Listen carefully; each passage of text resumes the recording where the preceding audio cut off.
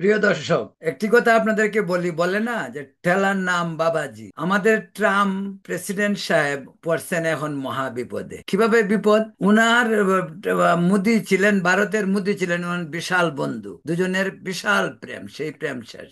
এবার ট্রাম্পকে ঠেলা সামলাতে হবে। এবার ট্রাম্প কি করে?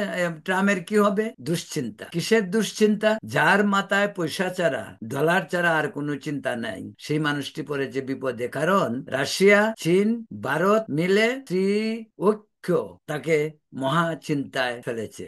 আপনারা জানেন এ সপ্তাহেই চায়নার একটি বন্দর নগরী, সেখানে হচ্ছে সাংহাই কর্পোরেশনের মিটিং। সেই মিটিং এ নতুন কোন পথ আসছে, যে পথে চায়না, রাশিয়া, ইন্ডিয়া এবং ব্রাজিল, দ্যাট ইজ ব্রিক্স, এক রাস্তায় হাঁটতে পারে। আর সেটা যদি পুরোপুরি কার্যকর হয়, ব্রিক্স যদি তাদের নিজস্ব মুদ্রা চালু করে ডলারের বিপরীতে, তাহলে আমেরিকার অর্থনীতিতে এক ধরনের ভয়াবহ সংকট আসতে পারে। আর সেজন্যই ট্রাম্পকে বাঁশ দেওয়ার যে প্ল্যান তারা নিয়েছে, সেই অর্থে তারা কামিয়াব হইতে পারে বলে মনে করা হচ্ছে।